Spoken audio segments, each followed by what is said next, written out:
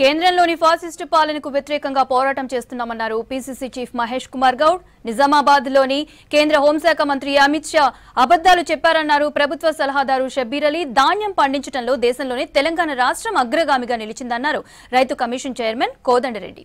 ఆదిలాబాద్ జిల్లా ఉట్నూరు మండలంలో పలు అభివృద్ధి పనులను ప్రారంభించారు ఖానాపూర్ ఎమ్మెల్యే బొజ్జు పటేల్.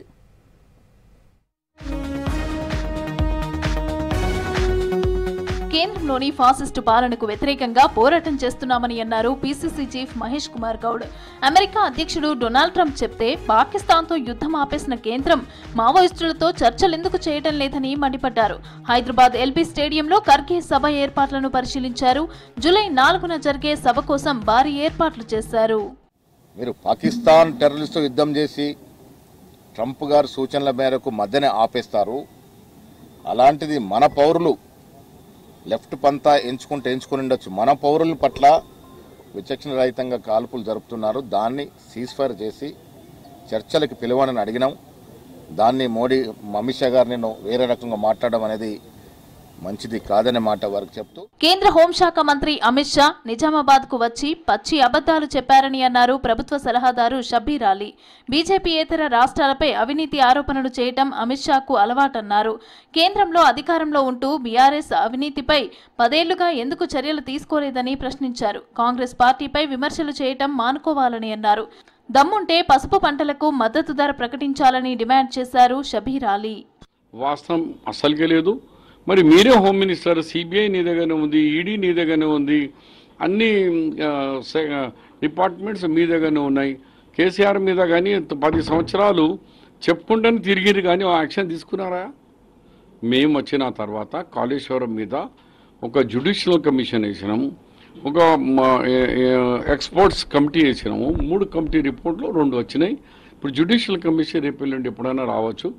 ఆ రిపోర్ట్ వచ్చిన తర్వాత యాక్షన్ ఉంటుంది. తెలంగాణ రాష్ట్రంలో చేసిన కులగణన కేంద్ర ప్రభుత్వానికి ఆదర్శంగా నిలిచిందని అన్నారు ఎమ్మెల్యే నాయని రాజేందర్ రెడ్డి. మతాలు కులాల మధ్య రెచ్చగొట్టి బీజేపీ పబ్బం గడుపుతోందని విమర్శించారు. జూలై 4న ఏఐసీసీ అధ్యక్షుడు మల్లికార్జున ఖర్గే తెలంగాణలో పర్యటిస్తున్నారని తెలిపారు. ధాన్యం పండించడంలో దేశంలోనే తెలంగాణ రాష్ట్రం అగ్రగామిగా నిలిచిందని, అందుకు సీఎం రేవంత్ రెడ్డి అమలు చేస్తున్న రైతు సంక్షేమ పథకాలే కారణమని చెప్పారు రైతు కమిషన్ చైర్మన్ కోదండరెడ్డి. ఆర్థిక నిపుణుల సలహాలు సూచనలతోనే దేశం రాష్ట్రం ఆర్థికంగా ముందుకు వెళ్తోందన్నారు. ఆహార భద్రత, ఆర్థిక లోటు లేకుండా దేశం అభివృద్ధి దిశలో పరుగులు పెట్టాలంటే ఆర్థిక నిపుణుల సేవలు కీలకమన్నారు. హైదరాబాద్ గచ్చిబౌలిలోని రామానుజన్ బిల్డింగ్ ఆడిటోరియంలో నేషనల్ స్టాటిస్టిక్స్ డే వేడుకల్లో పాల్గొన్నారు రైతు కమిషన్ చైర్మన్ కోదండరెడ్డి.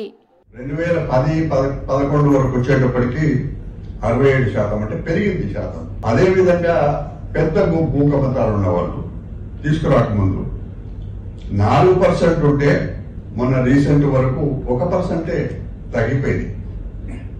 సో నేను ఎందుకు మనవి చేస్తా ఉన్నానంటే, ఒకవేళ ఆ రోజు ఈ రిఫార్మ్స్ కనుక తెచ్చుండకపోతే, ఈ ప్రణాళికలు కనుక తెచ్చుండకపోతే